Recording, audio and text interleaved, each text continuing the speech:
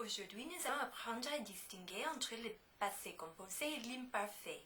Hello class, today we are going to be learning when to use the imperfect tense and when to use the passé composé in French. First, we're going to review how both of these tenses are formed. Second, we're going to look at a list of rules governing the use of both of these tenses. And third, we're going to do some sample sentences together. Please don't forget, you may pause this video at any time if you need a little extra time to write down your notes.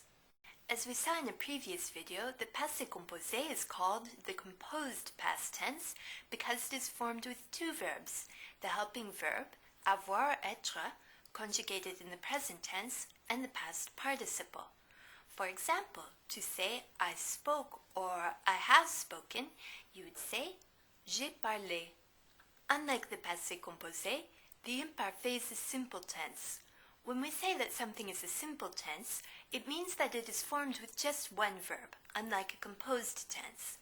To form the imparfait, you take the new form of the verb in the present tense, remove ONS, and add the endings AIS, AIS, AIT, IONS, IEZ, AIENT. For example, to say I was speaking, you would say je parlais. Now let's take a look at the general principles distinguishing the imparfait from the passé composé in French. There is no direct equivalent in English, so please be sure to take very good notes during this section. The passé composé is generally used for actions that move a plot or a narrative forward. The imparfait, on the other hand, is used for descriptions that add to our enjoyment and understanding of a story, but don't particularly help to move the story forward. Most stories alternate between the passé composé and the imparfait. Please carefully copy the following table into your notes. You may pause the video if you need more time. The passé composé, action that moves the story forward. We use the passé composé when 1. The action or state of being is clearly finished before you speak about it. For example, j'ai eu mal à la tête hier.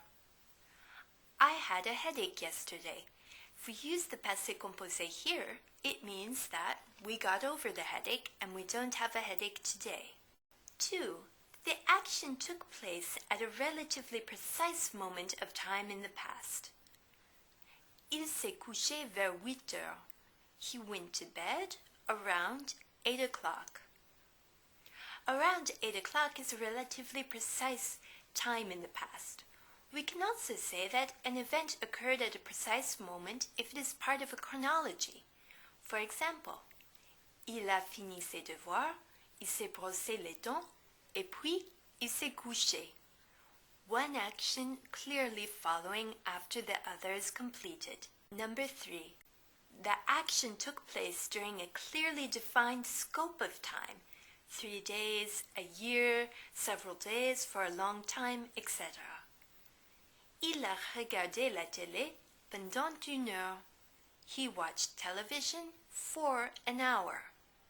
The imparfait is used for descriptions of ongoing or habitual actions in the past. 1. The action or state of being is in the process of unfolding in the past. It helps to set the scene by functioning as background information. Number 2. The action is repeated an undetermined number of times. Quand j'étais petite, j'allais chez mes grands-parents tous les week-ends. When I was little, I went to my grandparents' house every weekend. We don't know exactly how many times I went, just that it was a repeated, habitual action. Number 3. The verb is describing a mental state. Adorer, aimer, croire, désirer, détester, penser, pouvoir, savoir, vouloir. Quand Jacques était petit, il voulait devenir médecin. We often use the imparfait with mental states because it is frequently difficult to pinpoint the precise moment at which a thought or feeling began.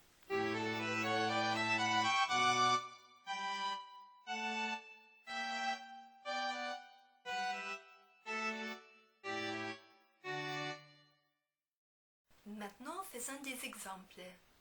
To begin understanding the difference between the passé composé and the imparfait, let's use Little Red Riding Hood, a story almost everyone knows, as an example. Numéro 1. A pretty young girl lived with her mother next to a big forest. Think about this first sentence. Has something happened to move the story forward, or is it more of a description to set the scene? It's more of a description, so we conjugate the verb vivre in the imparfait. Une jolie petite fille vivait avec sa mère à côté d'une grande forêt. Numéro 2. Everyone called her Little Red Riding Hood because she always wore a red cape. Now, did they call her Little Red Riding Hood just once, or was this an ongoing, repeated state of affairs? Of course, it was an ongoing, repeated state of affairs, just like wearing the Red Riding Hood was something that Little Red Riding Hood did every day. So we use the imparfait for both of these verbs. Tout le monde l'appelait le petit chaperon rouge parce qu'il portait toujours un chaperon rouge.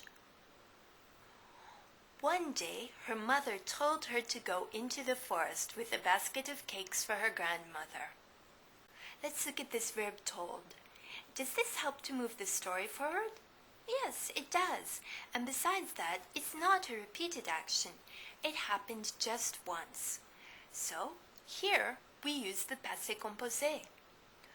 Un jour, sa mère lui a dit d'aller dans la forêt avec un panier de galettes pour sa grand-mère.